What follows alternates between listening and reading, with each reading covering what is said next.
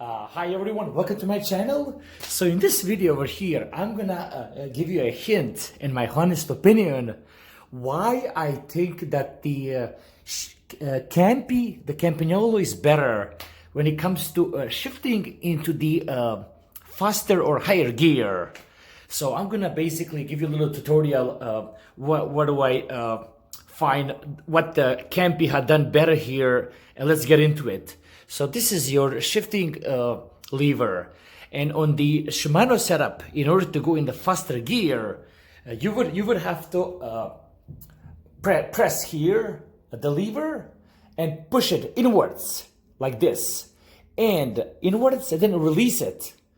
What I have found out with the Campy, you will see that there's something called thumb shifting, and let's get the camera to focus on this side over here.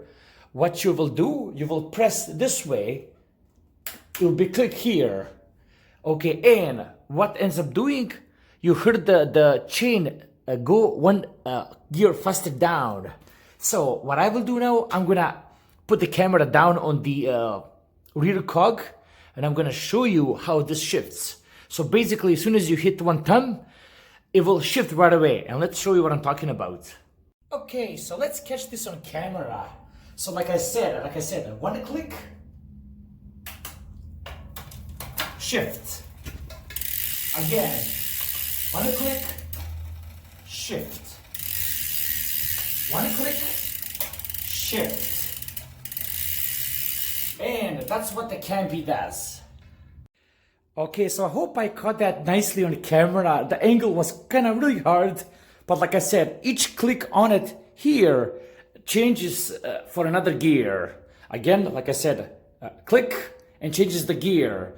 And I found it much easier and much more comfortable rather than shifting inwards, like on the Shimano here, shifting inwards and then releasing it, which is more work. And that's pretty much that. So that's one of the reasons why I went with the Campy setup over Shimano.